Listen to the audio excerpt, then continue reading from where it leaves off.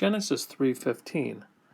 Va'eva ashit benecha uven ha'isha uven zeracha uven zera hu yashufacha rosh va'ata tashufenu akev.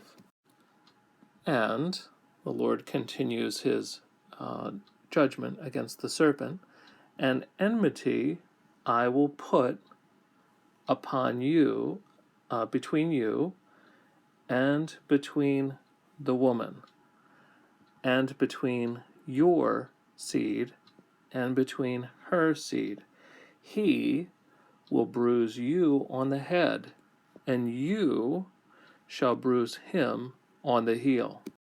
Here we have a series of pronouns between you, 2ms, and between your seed.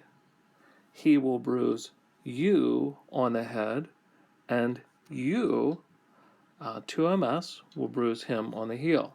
Conversely, we have the woman, 3fs, and her seed, and that's the mapik there in the 3fs pronominal suffix. But then we switch because her seed is he, 3ms. He will bruise you, and you will bruise him. And here we note the dagesh in the noon. So we have who. Who is he? And the one thing that we find challenging is when there's a translation like the JPS that says, they shall strike your head, and you shall strike their heel. And for us, we first notice, well, no, this is 3ms, 3ms, but, and 3ms.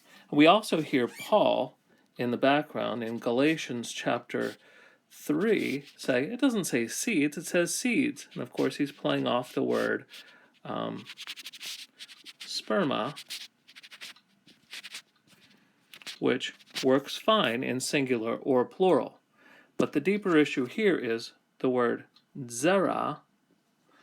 Zera is a collective, and it's only used in the singular, whether it's singular or plural.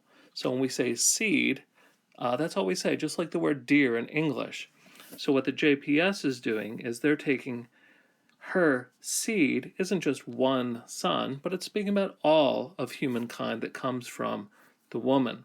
So grammatically, this is fine. That's a good way to take the collective singular your seed, even though the NRSV and many other translations take it as the singular and do a very literal translation. And we need to remember that even Paul, when he's messing around, it doesn't say seeds, but seed. He uses the exact same verse in Romans chapter 4 to make the point that God's promise was to bring many nations from Abraham through his offspring. Same term, but they're used to speak of the many. So, as often happens, the issue here isn't a grammatical issue, even though this is a little bit of a more literal translation, but this is a theological issue.